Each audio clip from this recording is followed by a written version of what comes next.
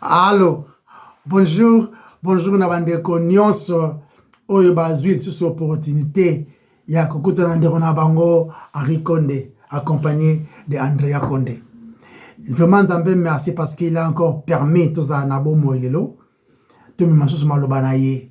Mais Bissou Banani, il était toujours. Car Basumuki, sauvé par grâce. Le pécheur, Basumuki, Oyo Babiki Samina Angolu, Neango, identité na biso toujours. Et c'est que nous sommes, et rien de plus, rien de moins. Nous avons reconnaissance dans Zambie à sauver biso, à sali biso yaye. La reconnaissance wana de te kopesa Yesu vraiment matondo, to bon de l'Inzambe. Yahweh te pesio, merci une fois de plus pour na oyo yozali, na oyo sali. Tu nous as racheté biso otoya ko bunga, au pesi biso bon somme. Katinayo. Pe au pesibiso acceptation au Père. Tozali kotala malokola ba santu pona tolatsami elamba ya bo santu oyo pesibiso yo mokomasi ya Yesu. Merci. Sunga biso na otozolo balelo ezala bisote. Mais yonde oloba au travers biso afin que gloire nyonso ezala ya yo. Na kombo no masi ya Yesu to bondeli. Amen. Amen. Amen. Voilà. Lelo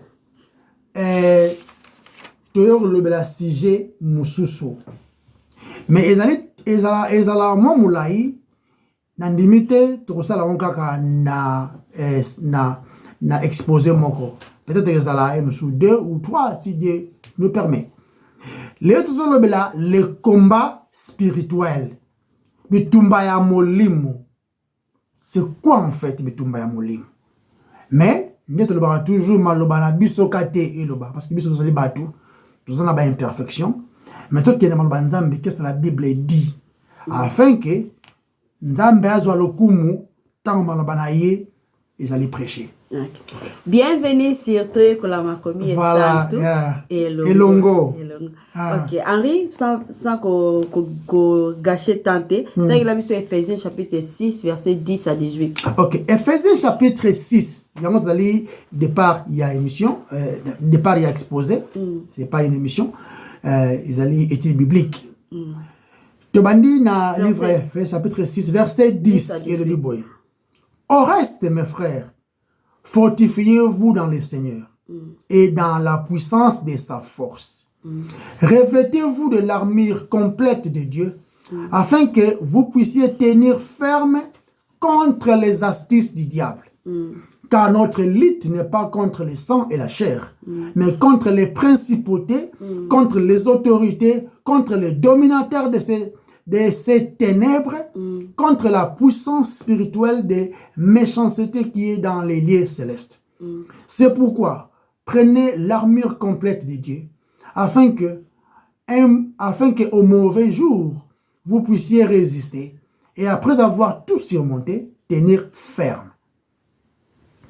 Tenez donc ferme, ayant ceint vos reins de la vérité, et ayant revêtu la cuirasse de la justice, et ayant chaussé vos pieds de la préparation de l'évangile de paix, par-dessus tout, prenant les boucliers de la foi par lesquels vous pourrez éteindre les dards enflammés du méchant.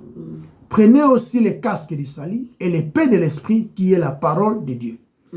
Priant par toutes sortes de prières et de supplications, en tout temps par l'esprit et veillant à cela avec toute persévérance et des supplications pour tous les saints. Ce n'est pas la version Louis II. Problème était. Ok, Ngasikoyo, tozotanga awa, lelo ezaka introduction, lelo torosa l'introduction et à Ephésiens chapitre 6 verset 10. Et en rien opona, il y a aussi la 2 Corinthiens bien 1 Corinthien. Total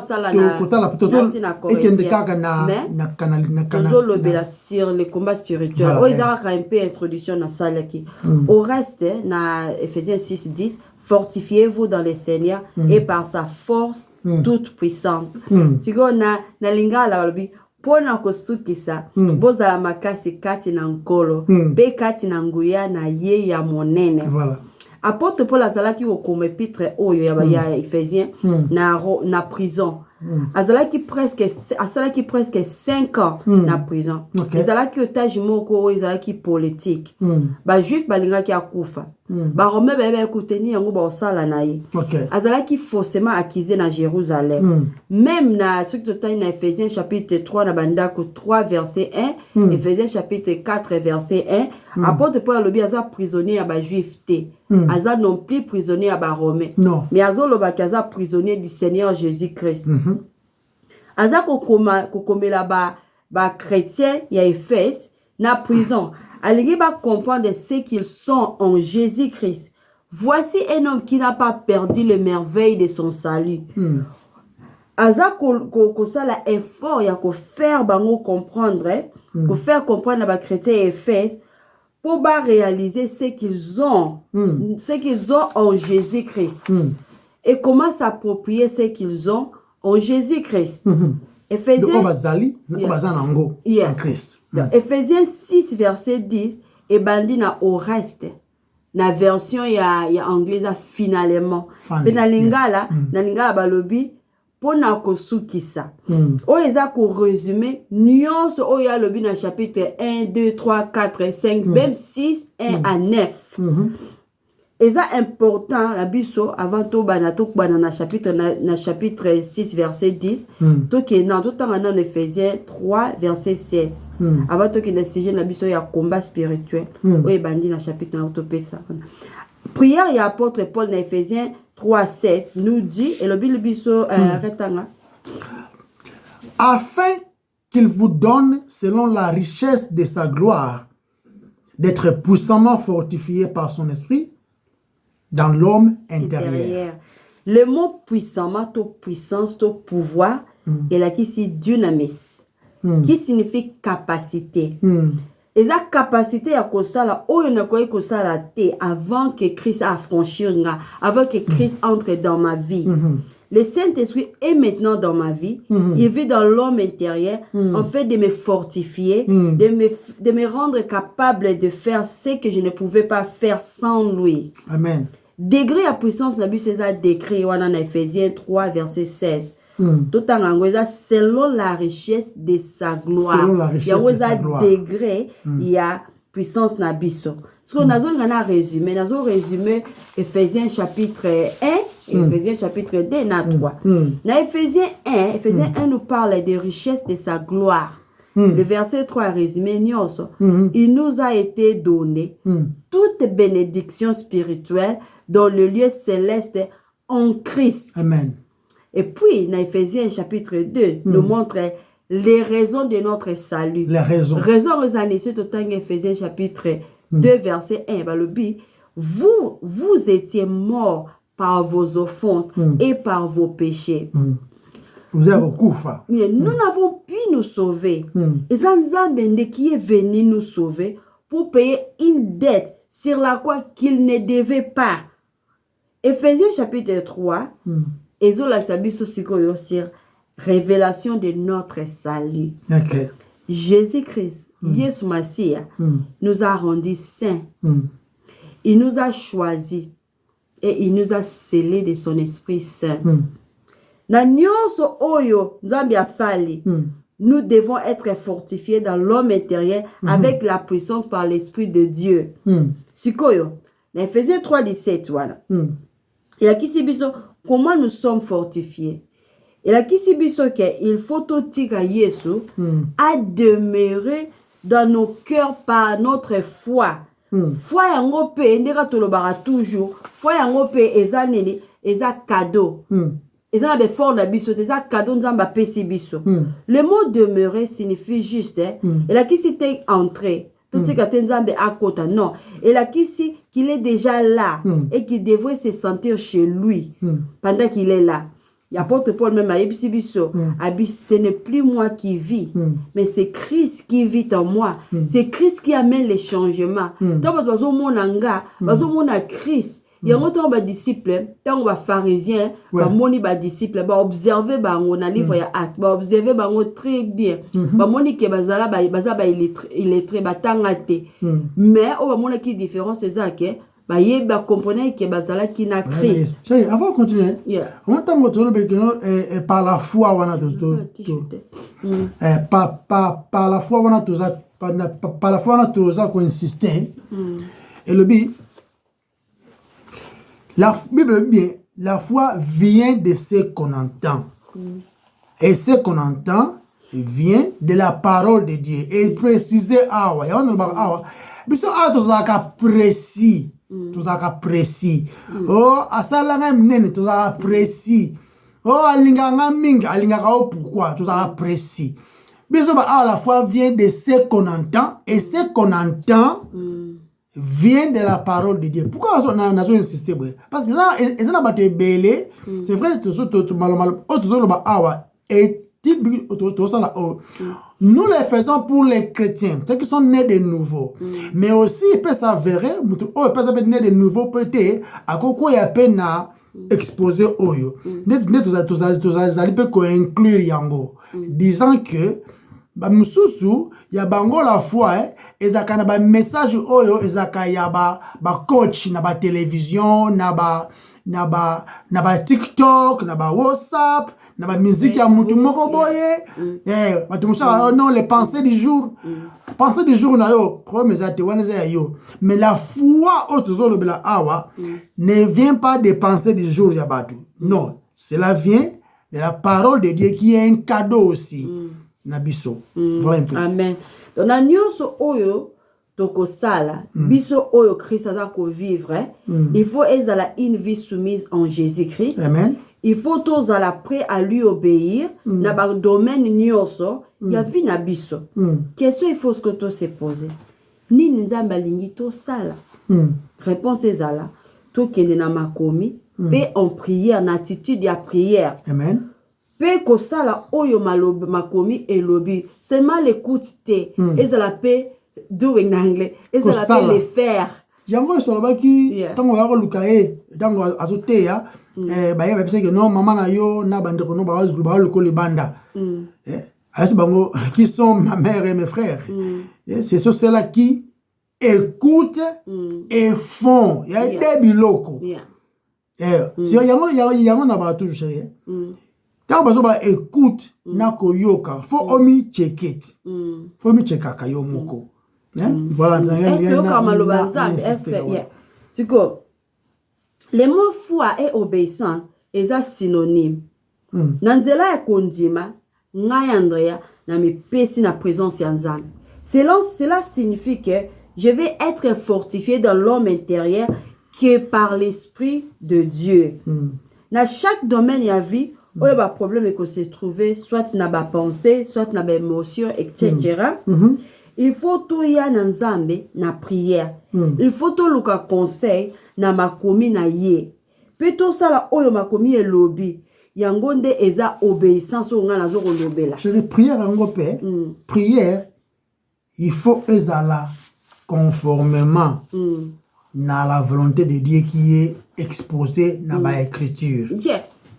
Parce que yango pe on habite na ba prière et na makomi parce que makomi ce que makomi ndo yeba comment prier. Voilà. Ce que makomi te obeta masolo. Ça ba kango ba na Israël alongol bango na Égypte après pesi bango maloba na e pour na comprendre bango comment s'approcher, comment ba ko s'approcher de Dieu na maloba na e na nzela ye mo tracé. Na Éphésiens chapitre 4 verset 24. Éphésiens chapitre 4 verset 24 de Bible. C'est-à-dire pour ce qui est de la conversation précédente, d'avoir dépouillé le vieil homme qui se corrompt selon les convoitises trompeuses et d'être renouvelé dans l'esprit de votre entendement et d'avoir revêtu le nouvel homme créé selon Dieu en justice et sainteté de la vérité. Ok, amen. Ok, 1 second. Tozonga na passage wana tozonga lisusu donc tozolobela ke foi wana eza cadeau ko ute pa Nzambe. OK, tango toza disposé à lui obéir, à obéir Nzambe, à fortifier biso na capacité de faire ce qu'il a désigné dans notre vie. Ok, dans ce équipé yo. Yeah. Osala o ya linga ki osala na vina yo. Yeah. Sikoyo, tout temps passage on a confondu mon na passage. Tout temps en Éphésiens chapitre 4 verset 4 à 6. Ok, Éphésiens chapitre 4 verset 4 verset 6. Toujours insister parce que tout le monde a rappelé na biso. Bisa maloba ba arrêté ya ba Andréate, maloba na Nzambe. Tout temps ba malam. Il y a un seul corps, un seul esprit. Comme aussi vous avez été appelés à une seule espérance par votre vocation. Il y a un seul Seigneur, une seule foi, un seul baptême, un seul Dieu et Père de tous, qui est au-dessus de tout, et parmi tout, et en tout. Amen. Et ça, quand le passage de la Biso Ndengeni et Sengeli, Église, Église est monana. Il faut Église est monana, Nandenge Oyo, eza édifié dans le corps de Christ. Ok. Il faut ezala nzoto o ezako apporter visibilité donc pour la kisa Yesu na monde. Nesi Bible zo be Nzambe apona ki Israël nation moko kaka aponi bango po bango balakisa le vrai Dieu qui a créé le ciel et la terre. Bango nde mutu faut balakisa vraie adoration. Et la même chose na église. Et sengeli te église yebana pour ses programmes. Mais sengeli peut église yebana pour son prédicateur. Pour quoi que ce soit d'autre. Il faut ezala koni pour le Seigneur Jésus vivant dans les gens qui composent cette église. Et c'est vrai, c'est un point très important. Église et banakate pour la montée non pasteur na biso za bogara za jeune za cool papa yango te ah on ensemble ya monate. Église et banapete na programme bazana na programme il y a ceux qui batansa bana ko beta basket ko beta bali ko lamba ko tonga bilamba ko la sabana ko kombola ndako kusala yang ba programme wana ebele te yo tangisa basi ndele na kolamba ko zala mama et tout et bana pété na ndenge ba décorer na kati kitoko ba fleurs ba rideau c'est bien bon que ça place mon malamu mais cela ne servira à rien ce qui la parole qui est prêché, il change les vies. Ils ont prêché on a été. Et puis bon on ndeni, bon on a ba vie ya batu bazakuna. Ota la rabino moko ba les membres des églises. Vile bango ezaka ndeni. Ota la mo dimanche kate aya beti masolo ayembi alati ba bilo suki ndengeni. Ota la vie na ye, ota atala ba Facebook na ye. Qu'est-ce qu'il y a là-bas na Facebook na ba Instagram na sur na ba makambo wana son na entourage na ye dans son travail comment il vit sa vie peut-être on a binomoko de bon mona que non ezali conséquence il y a la parole pas prêchée toza besoin te ko yokisa Nzambe sone tout bengi ba chrétien toza édifier kaka na ye en Christ nous obtiendrons la stature de la plénitude de la mesure de Christ. Kakanaye po yangonde biti église ce qui toza construire toza édifier na corps du Christ nde toko obtiendre la statue de la plénitude de la mesure de Christ po yangonde yangonde za dessein de Dieu tous à la fortifier dans l'homme intérieur par l'esprit de Dieu et ça lokola moto alati la basika. Et là-bas, ils sont visibles dans la moto. Donc, là-bas, on a bien là-bas, on modèle simbi naie. Ils sont visibles dans la bateau. Éphésiens 4, verset 2, d'enlever l'ancien. Surtout qu'il y a Éphésiens 4, 24, et lobby, de revêtir les nouveaux. Parce qu'on arrive dans un besoin de la biso, Éphésiens 4, autant qu'ils ont déjà, chapitre 22, Éphésiens chapitre 4, verset 22 à 24. Voilà, le bébé. C'est-à-dire, pour ce qui est de la conversation précédente, d'avoir dépouillé les vieils hommes qui se corrompent selon les convoitises trompeuses et d'être renouvelés dans l'esprit de votre entendement et d'avoir revêtu les nouvel homme, créé selon Dieu en justice et sainteté de la vérité. Éphésiens 2, chapitre verset 20, Éphésiens 4, verset 22 à verset 24. On parle du vieil homme et puis du nouvel homme. Yeah. Et là-bas, ce qui se passe à l'intérieur doit être vu à l'extérieur. Donc, bilamba onga azolobela awa, ezate bilamba onga la lati. Eza bilamba moko eza très spécial. Eza une façon de vivre. Une façon de vivre. C'est Jésus étant Jésus en moi. Tout ça qu'on vivre dans le monde, c'est plus moi qui vis, mais c'est Christ qui vit en moi. Oui. Oza vie a passé, on a vie au moins c'est long. Donc, on a vie on a monde où est tout ça mina belé à hostilité. Je n'ai pas à m'inquiéter de ce que j'ai à dire au diable. Mais quand je m'incline, on a fou comme et ça pour nous oui à Jésus-Christ et que je m'engage à faire ce que sa parole a à dire. En ce moment précis, on a comme une forteresse contre le diable, contre l'ennemi. Mon âme nanga bibundeli nanga, mon âme, ton arme, mon arme bibundeli nanga, et ça une soumission au Jésus-Christ, au Seigneur Jésus-Christ. Âme nanga eza soumission. Arme na yo. Parce que le diable Aza père de mensonges. Même Yesu, au moment où baye ko tenter na désert, tant oiseau gêné avant début à ministère na ye sur terre. Satan a qui ko tengim sama camp. Mais tant oiseau ko tenter la réponse est qui sur la vérité. Il est écrit. Il est écrit. Ndé amuza qui vérité. Voilà, introduction, il y a exposé à l'élo. Mais dans le livre, il y a 1 Jean 4, parce que le combat spirituel. Parce que on a volé, surtout pour que tout le monde explique, selon ma commis, c'est que cela veut dire en réalité. Tout le monde dans le livre, il y a 1 Jean chapitre 4, et le Bible. Tout en attendant 1-5. Bien-aimés, ne croyez pas tout esprit, mais éprouvez les esprits. Il veut dire tester l'esprit. Pour voir s'ils sont de Dieu. Car beaucoup de faux prophètes sont sortis dans le monde. Par ceci, vous connaissez l'esprit de Dieu. Tout esprit qui confesse Jésus-Christ venu en chair est de Dieu. Et tout esprit qui ne confesse pas Jésus-Christ venu en chair n'est pas de Dieu. Et ceci est l'esprit de l'Antichrist, duquel vous avez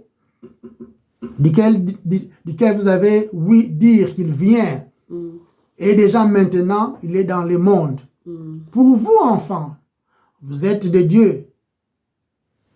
Et vous les avez vaincus, parce que celui qui est en vous est plus grand que celui qui est dans le monde.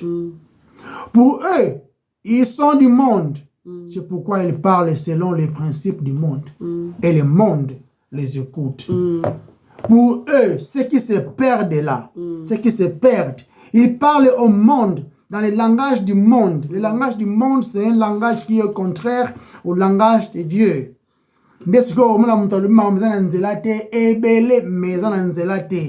Après 2 jours, a eu 30 millions de views. Nzembo eza nanzela atamukete mais 20 000 views. Na 2 jours, na 1 mois. Autrement, mais ayembi nini? Ah, nzembo vraiment, papa wana, vraiment, maman wana, mamalobi. Eza nanzela te bibliquement. Et nanzela te. N'est-ce que parce qu'on a livre en 1 Jean 4 qui Bible va bien, a dit éprouver les esprits. Et là ici tester, tester, tester awa, parce que éprouver les esprits. Et là ici image que tester les personnes, tout. Et ça peut aussi aller plus loin. Il y a que tester des entités spirituelles comme des anges, hein? Que un ange m'a à Paris, un ange m'a dit ceci. Tester maloba, un ange qui est envoyé par Dieu ne vient pas contredire Dieu. Bien, avec ma solo à mon côté, Ange m'avait dit, Naboya mwasi wana, Nabala mwasi oyo. Ange m'avait dit, Nakenzela ote. Ange te wana. Ange te.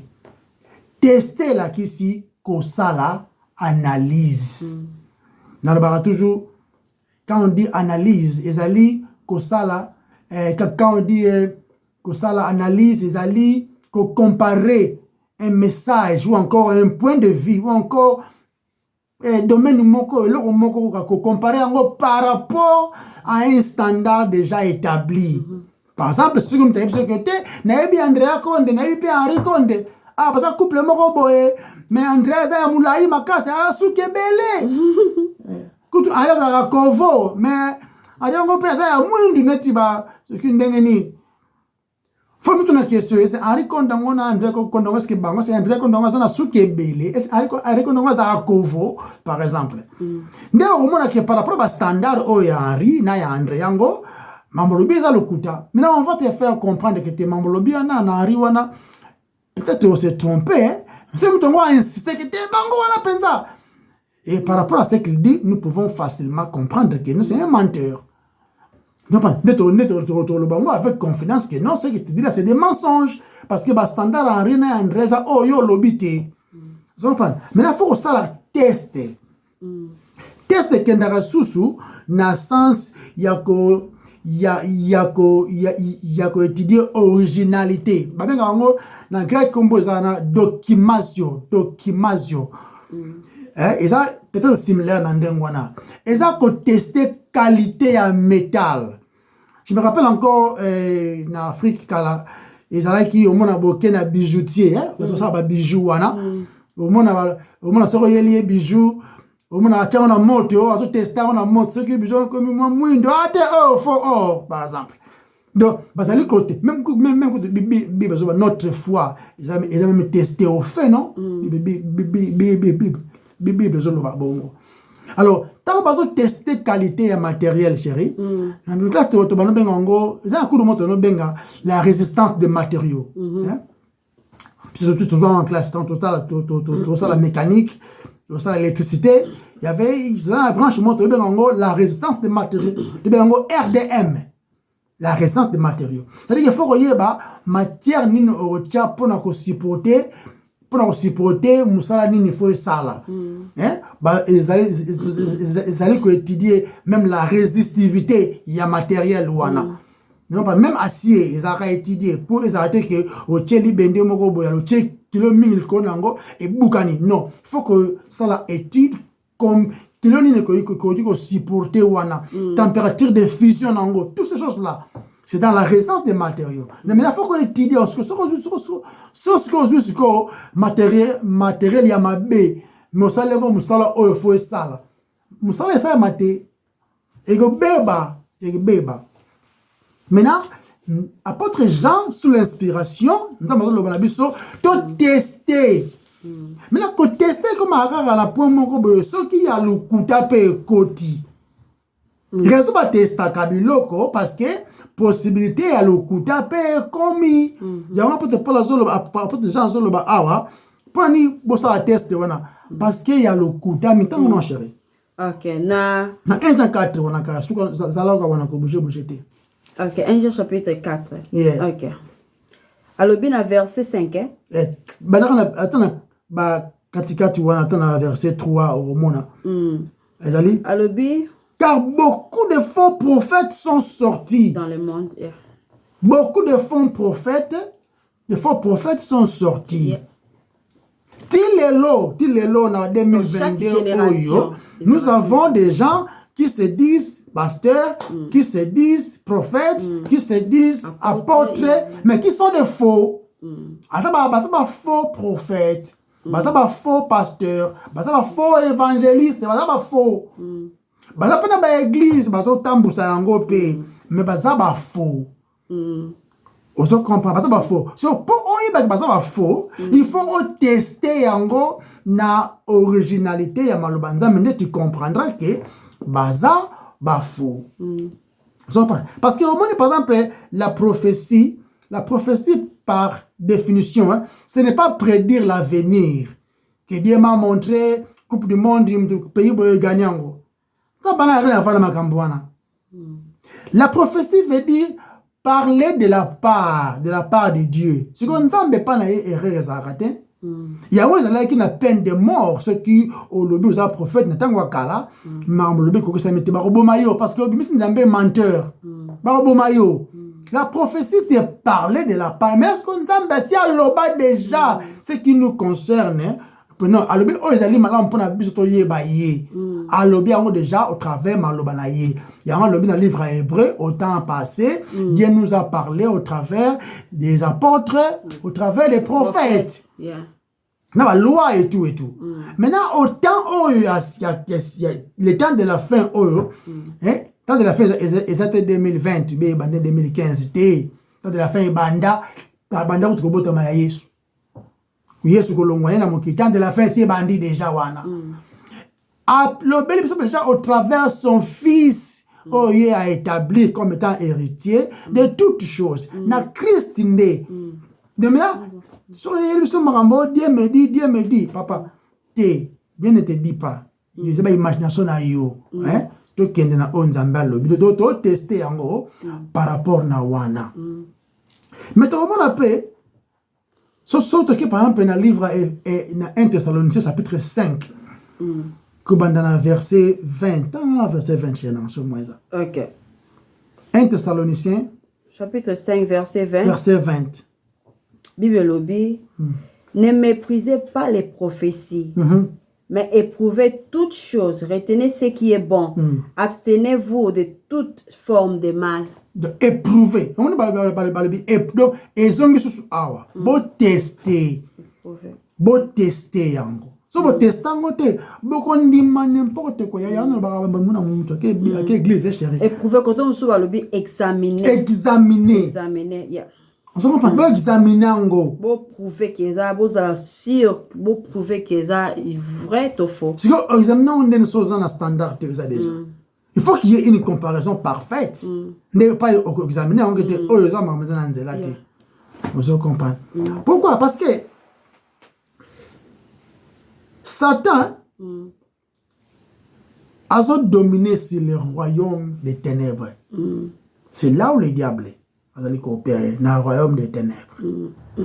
Satan et puis les démons, ils existent. Baza ko exister et puis baza ko contrôler les royaumes des ténèbres qui malheureusement ils ont dominé mon kilo. Le monde entier jouit sous l'emprise des ténèbres. Vous comprenez? Satan azali le prince des ténèbres. Le prince des ténèbres. Azali ko dominer sur les puissances de l'air. Et puis azali ko dominer sur les esprits mauvais. Yé azali maître nango dans les lieux célestes. C'est lui qui domine. Bible azali peut rôder comme un lion et cherchant qui dévorer. Cherchant qui séduire. En réalité. Nani ngwa ko séduire.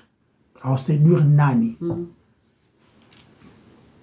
Le roi lion hein, azo lukania ma oza faible pour attaquer. Longtemps wa attaquer chérie. Attaquer oza makasi. Omuntu ba cheval ou encore ba zèbre ba ki mambangwe. Balo bata na musika. Nani yango azali abungi nzela par exemple. Ce qui abungi nzela ke yemo landi ne situ ba bifle. Mona lia landi moko wana kaka. Mais so baza en gros, baza bakati. Ou bien nani ngo bota misika. Yes. Ah qui maintenant bien té. Faible. Ou bien nani ngo azali ko boiter. Ya to ba toujours faut ko tanga kama loba nzambe pour dans la fort. Sinon, on peut tenir que la parole de Dieu habite en vous richement. Pour ne pas résister dans le jour où il y a trouble. Pour résister. Sinon, l'autre va bilamber belé à kitoko, ok, va fête, ok. Le belio m'a mis dans la théo. Le bien amen. Tout attention qu'il y a aux anableurs au télémélaté. Aux amalobaté qui est la vérité. Les diables cherchent qui séduire. qui dévorer, et ça va être qu'il y a pandité, parce que le diable ne vient que pour, Jean 10 disait, il vient pour détruire, dérober, ils allaient égorger, puis qu'il y a. Le volant ne vient que pour détruire, il y a un ça là. Comment il le fait? Na ko balola malobanzam. Parce que remarquez, les diables se déguisent même en ange de lumière. Se déguise. Le but est ça, ange de lumière, mais il se déguise. Après, c'est image. Donc, à ça, décepteur, menteur. Non,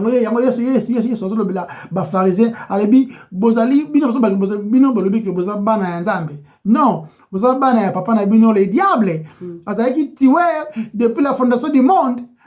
Vous avez vérité quand c'est le père des mensonges. Et Azalaki tué depuis les bandits. Dans Bazo, c'est faire référence à Jardin d'Éden. Ou bien même dans l'eau, la temps, avec décevoir bah ange moussous pour pas désobéir dans Nzam.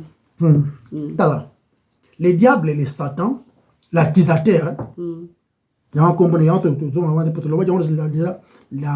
a exposé passé, quand le sang de Jésus. Azali opéré à 99%. Donc, c'est-à-dire dans la majorité, il y a terrain qui n'a coopéré dans la fausse religion. Et pas il y a faux prophète Bazali, faux pasteur Bazali, peu importe le nombre de Bozakuna. Quand la parole de Dieu n'est pas prêchée, vous allez sous l'emprise des ténèbres. Et ça veut dire la synagogue de Satan. Donc, fausse religion, ils ont raté l'église, ils ont soloté. Fausse religion, ils ont payé les musulmans, ils ont payé les mormons, les Jéhovah, témoins de Jéhovah, les bouddhistes, les catholiques, les hindous. Ba indien ba ni na bango ba sine ba priaka wana fausse religion mais fausse religion a toujours religion de l'extérieur donc ça ben fort pour se périr sans Nzambe vous doit dépendre de l'apparence parce que l'homme voit l'apparence humanisme fausse religion or que christianité ils a religion de l'extérieur ils a changement du cœur ils a religion ou ils a ya motema o yo union ces religieuses ali banda ils a fausse religion ma performance ma performance. Les diables allaient coopérer plus dans la fausse religion. Parce que la fausse religion est un peu fausse croyance. Dans généraux déception, ma casse. Voilà. On croit que aux anzela malam, mais aux an fausse religion. Mais on d'empêche, il y a une Bible, ils ont des chemins, non? Chemin, moi, mon nez pas belé à battre au kota. Et comme il peut l'ola, mais qu'il l'a dit, mais batna de na perdition. Mais chemin à mouké, ils appellent Anzela à mouké, porte paix à mouké, et puis un petit nombre de côté kuna. Porte on des Christ. De Yesu. Yes. De Yesu, de Yesu, de mokonji kuna, de Yesu, de porte, yépe direction. Les diables allaient coopérer dans mensonge.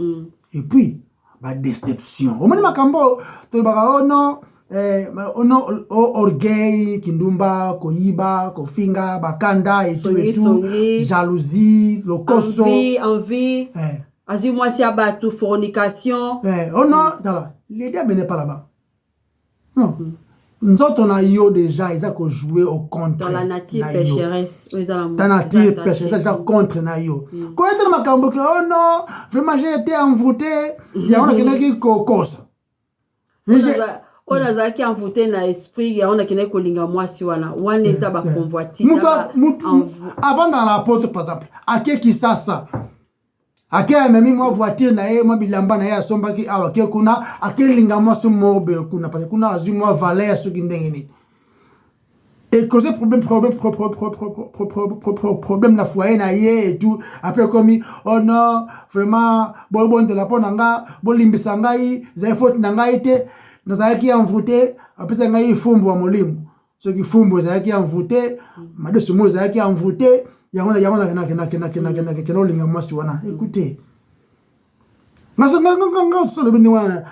même pas.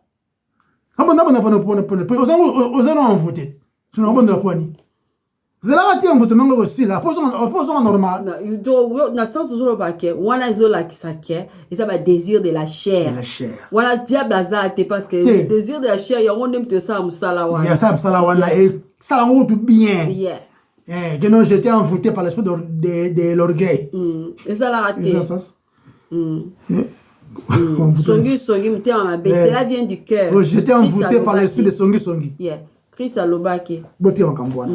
Les diables allaient coopérer plus na la déception, na croyance. Parce que ceux qui croient Yesu à l'okuta, il y a un moment après déjà bien, alors esprit Nzambe, bah on va aller confesser que Christ est venu dans nzoto.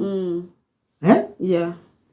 Monsieur Abo, attends on achète. OK. Parce que si vous connaissez l'Esprit de Dieu, tout esprit qui confesse Jésus-Christ est venu en chair et de Dieu. C'est-à-dire quoi? Et ça, parce que jamais tout ce qui est matériel, voilà, ils allaient mabé de ses faits, jamais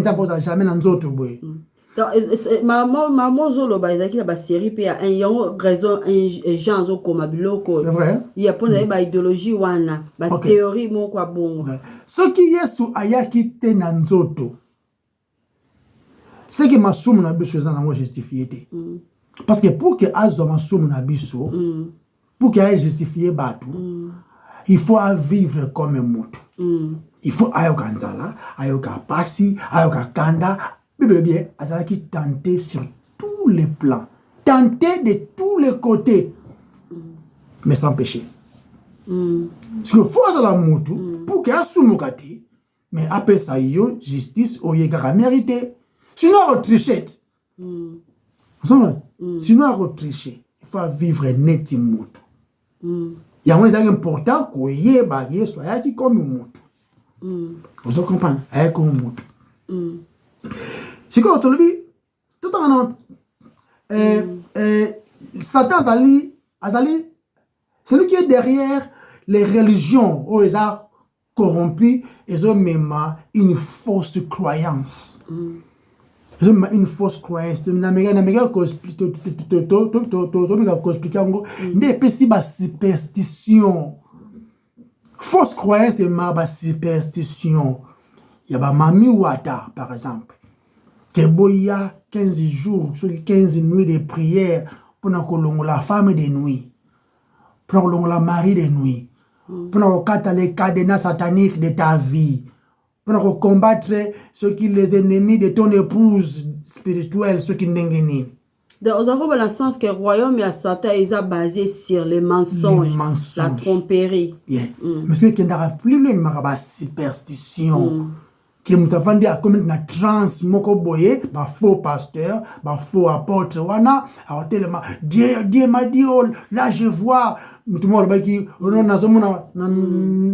nazomona neto bani niao non mutumo so que ba deti par exemple na moni mutumo zobaluka ba niao zobaluka niao sikoto mboa donc ils ont ba imagination ils ont vrai que mutumo croire na mensonge na bah ça qui gagne ce qui te botte makambona ils ont ba superstition ezali ba preuve il y a batu kozala na la vérité te c'est que le diable ayaka ndenge wana parce que ce qui te tangi na livre ya 2 Corinthiens chapitre 10 par exemple 2 Corinthiens chapitre 10 verset 3 par exemple. OK.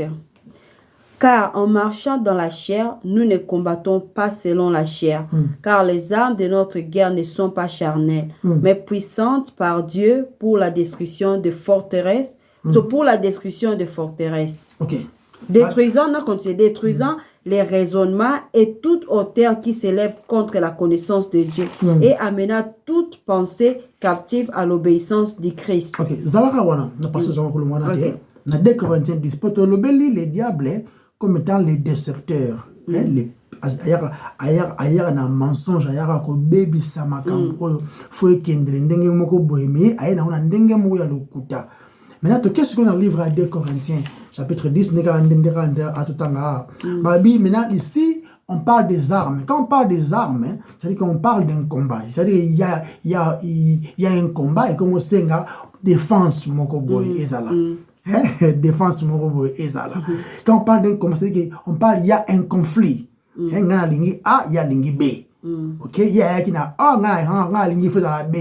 Conflit, voilà ce que ezala. Maintenant, Dieu nous donne des explications. Dieu nous donne ce qu'il nous faut pour combattre na bitumbango wana. Et puis, mais avant, bitumbango, toutes les indices, oyo, na description ya bitumbango. Parce que sinon, tango bazo senga, bitumbango senga, bobunda na se amai, oyo na mapapu, simbati. Il faut oyer ba terrain ni nyango sur nos bunda. Et puis, quelles sont les armes? Oyo ennemi azaranango na yo po arme ni yo faut utiliser afin que on vaincre bitumbango. Maintenant, nzamba le bibo nzamba zo insister albi le combat au bezo bunda ezali te bo bundango te na ba arme o ezali conçu par les hommes. Hein, nous ne pouvons pas combattre contre la chair et le sang. Ils ont une image non charnelle, des choses charnelles. Il y a un autre truc parce que tous les bundate contre ce qui est charnel, tous les bundate contre les esprits mauvais, les esprits. Hein? Parce que l'ennemi n'est pas invisible. Voilà. Mais parce que là-bas, les invisibles, à décrire, le bizarre, bah forteresse, les forteresses. Ok. Na babi. Car les armes de notre guerre ne sont pas charnelles, mais puissantes par Dieu pour la destruction des forteresses. Voilà, la destruction des forteresses. Pour la destruction des forteresses. La forteresse, c'est le coup là. Cave moko boyali banga ya munene. Na Suisse batu comprendre pour que les arana omona pont hein, tunnel hein. De libanga penza munene batobola na kati hein kuna forteresse ça le kola édifice moko ya munene ya makasi libanga penza donc oko na bambeli na hote ya mbeli na okakata mapate po ya okata montagne maintenant Dieu nous dit que tous allez ko bunda parce que ba bitumbango est contre ba forteresse. Maintenant, Dieu explique forteresse en gros, parce que forteresse, c'est le but, ils n'est tombeau, n'est prison. Donc, ils ont un cas, kuna obimate. Maintenant, Dieu nous explique ça. Maintenant, c'est quoi la forteresse en gros, chérie? Alobi, mais la puissance par Dieu pour la destruction des forteresses, détruisant les raisonnements et toute hauteur qui s'élève contre la connaissance de Dieu et amenant toute pensée captive à l'obéissance de Christ. Voilà. Ce qu'on a expliqué, biso forteresse en gros. Ah bien, forteresse en gros, raisonnement. Yeah. Le mot qui est là, en grec, logismas. Logismas. Il y a un mot forteresse en gros. Que logismas, ça c'est idée. Yeah. Idéologie. Yeah. Le point de vue. Yeah, na la version anglaise imagination. Imagination. Yeah. La version super français conseil. On se comprend. Yeah. Conseil il y a bien tes biblique té. Donc le système de croyance, le point de vue, ma philosophie, ma théorie. Mais ma théorie ils allaient se lever contre la connaissance de Dieu. Voyez, non? En d'autres termes, toutes ces théories-là, les idées, les idéologies, ça est la moto, nuance, ils ont un point commun. Ce point commun, c'est être contre ce qui est la connaissance de Dieu, qui est la vérité. C'est-à-dire, ils ont un point commun, les mensonges. Ils ont les mensonges. Mais ils ont chaque catégorie, chaque nation, chaque culture, ils ont il y a perdition. Oh, ils ont ingénieur nango, Satan. Il y a concepteur, il y a mensonge. Il y a concepteur nango. Alors, le combat en réalité, Ils sont contre ces choses, contre ces mensonges-là. Le combat, ils allaient comme la réflexion, comment réfléchir. Vous avez l'intelligence renouvelée. C'est pas non? Yeah, le renouvellement de l'intelligence. C'est le combat de la réflexion, mes amis. Il y a aussi qui attaquer Adana Eve Karabongo est-ce que nous avons poser ma question? Est-ce que nous avons c'est le combat de la réflexion, le combat de la vérité qui est là-bas. Il n'est pas question de chasser les diables. La Satan net bossa la guerre. Yo landi et pas landi yo et tout et comme ma superstition. Il y a un moment où la fois passée na émission tout ça qui est exposé la fois passée était biblique.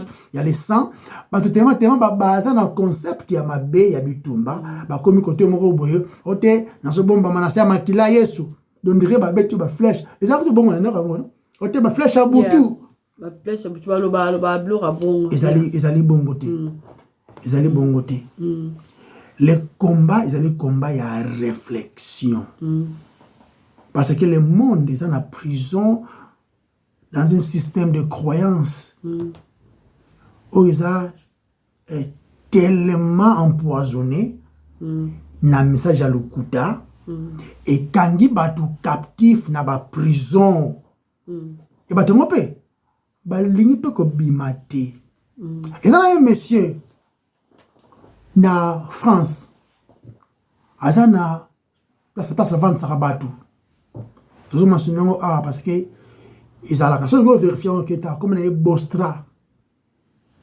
Ils ont tout ce qui est là-bas. Ils ont et les gens font des guerres, les gens font des délivrances tous les jours. Tous les jours. Ce que koti na nini wana na système wana, oko continuer bongo.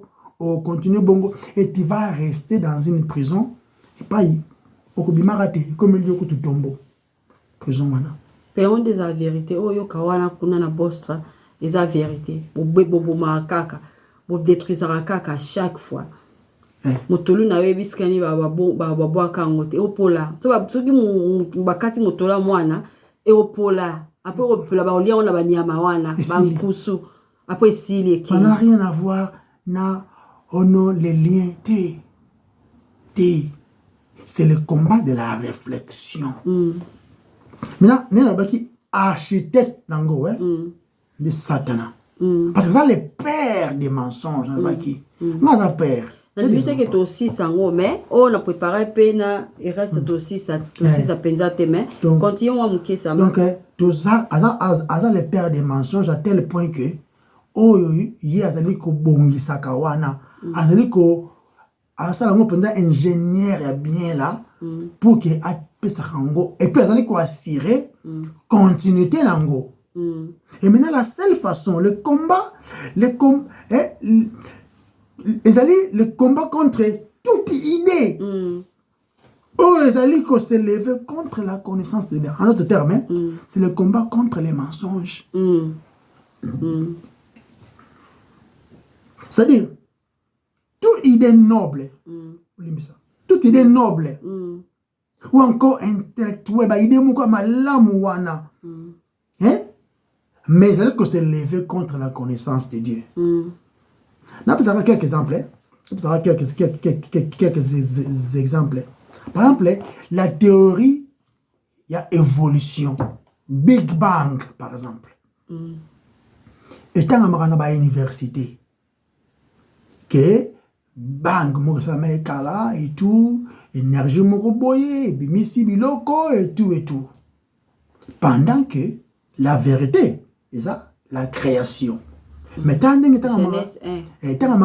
na ba université université même na ba ceux qui na documentaire nyonso presque ya banyama au 50 parce que il y a géographie ils arrêtent toujours so ba 5 millions d'années 5 millions d'années 3 millions 300 millions d'années 300 des ans environ 40 millions d'années ils avaient la confusion bandeko donc mutu azalaki ne mutu te azalaki ne kaka microbe moko boye ebimi na mokili yango mpe toyebi te nasalaki yango mais abimi kaka na mai yango mpe akomi microbe bactérie moko boye abimi akomi évoluer akomi boye akomi bachana ti akomi mutu akomi nanu akomi kila makolo mokile bimi akomi makaku moko se akomi telemati akomi mutu bandeko yango etangamaka so otangi balivre ba Darwin wana yango za na kati na ba université théorie d'évolution c'est-à-dire nzamba kelate oso bondimi théorie d'évolution c'est-à-dire il n'y a pas pardon de péché. C'est-à-dire que vous allez condamner Yassir. Maintenant, mensonge, la seule façon de combattre, c'est la vérité. Et la vérité, c'est Christ. Exemple, monsieur.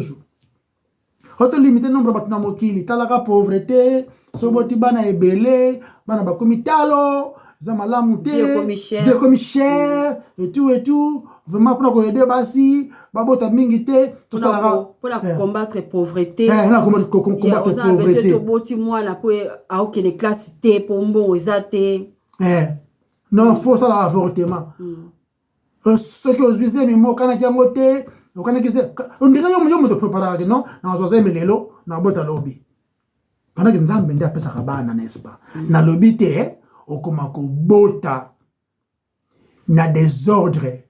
Et puis, nous avons insisté, c'est exposé concerne les chrétiens. Mais s'il arrivait que vous en avez un coup, nous ne pas ébi, des nouveautés.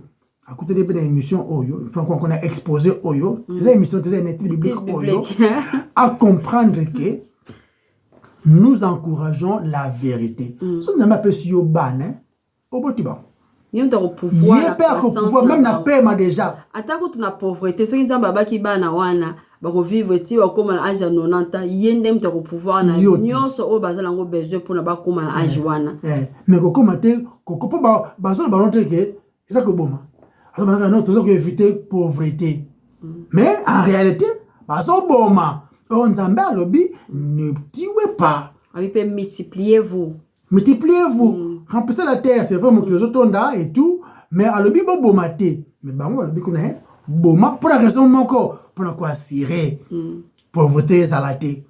C'est tout jeune fille. Jeune peut ça esquisse que les autres boma pona tous allez belete.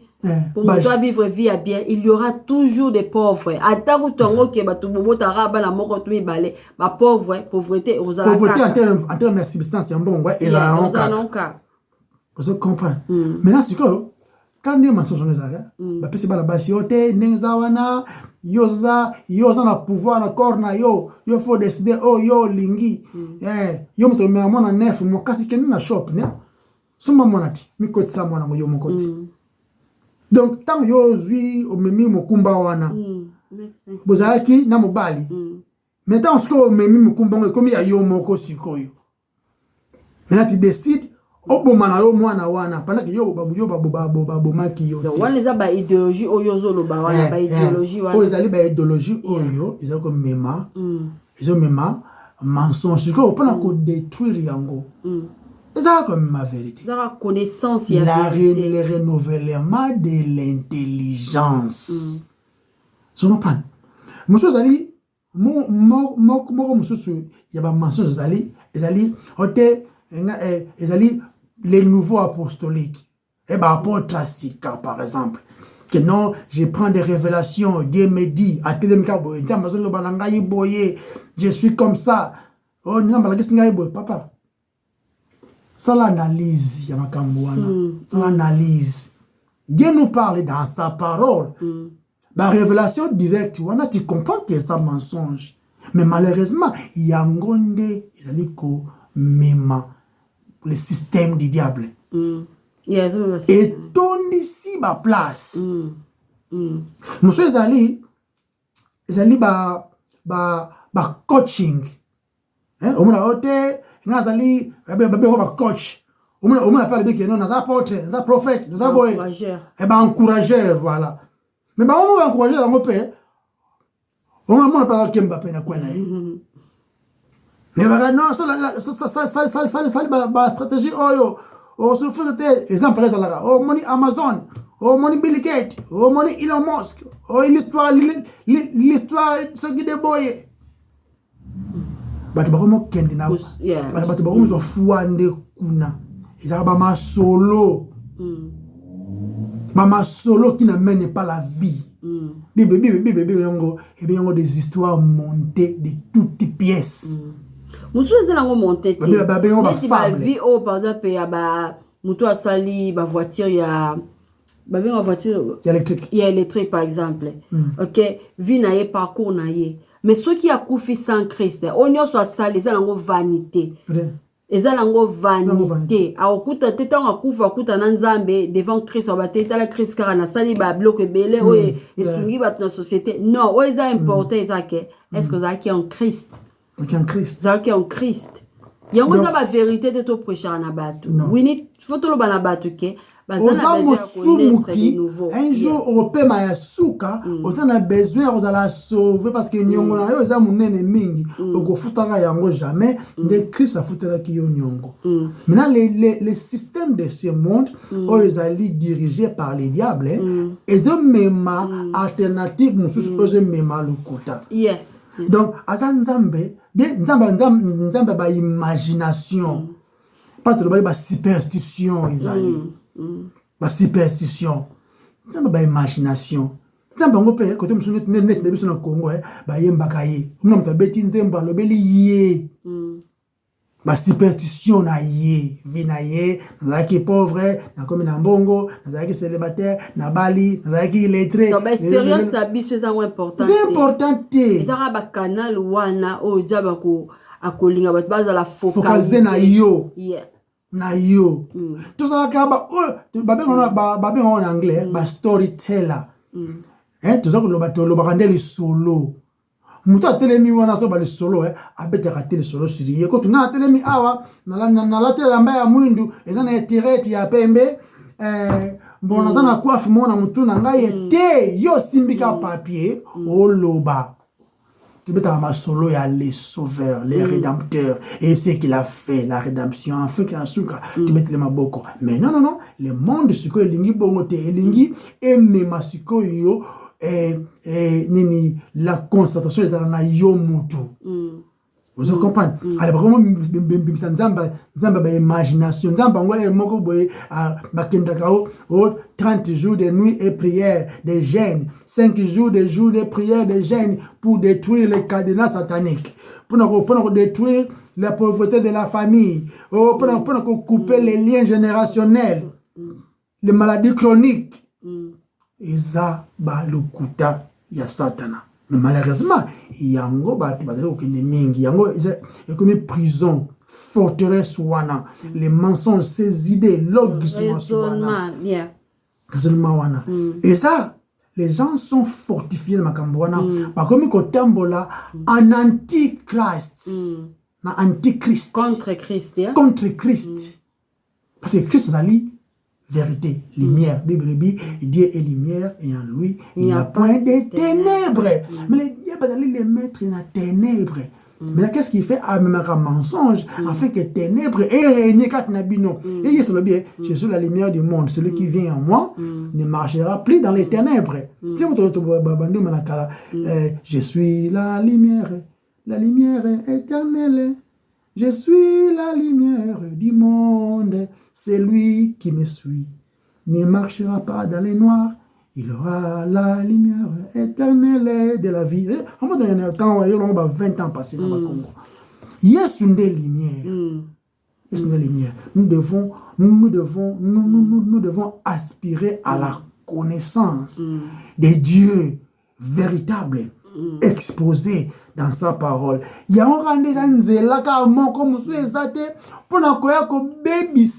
les mensonges du diable. Dans la réalité, le combat ne consiste pas.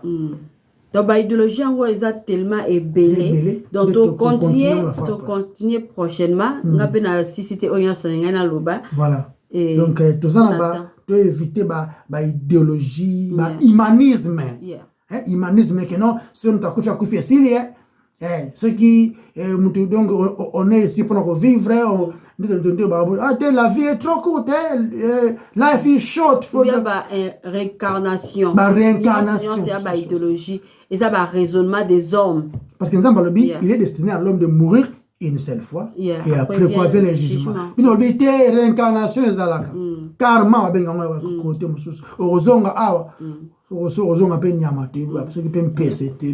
donc tu vois, c'est le combat de la vérité. De la vérité. Parce que ce qu'on a dit vérité, nous avons gagné Bitumba. Mais tu continues encore plus pour que tu voilà. Tout le monde est nzambe parce que yende mo pesi maloba. Yahweh totondio parce que yonde nzambe. Kumama na yo mokonzi sans olama na yo le roi de gloire parce que nanza lokola yo. Yonde solo. Oloba kete je connais la vérité. Olobi je suis la vérité. Et je suis le chemin et je suis la vie. Mais il n'y a pas de vérité sans yo. Il n'y a pas de chemin sans yo. Il n'y a pas de vie sans yo. Sungabe soto kompana maloba oyo afin que gloire nous soit ya yo moko. Na kombono masia esto bondeli. Amen. Amen. Bye bye. Bye bye.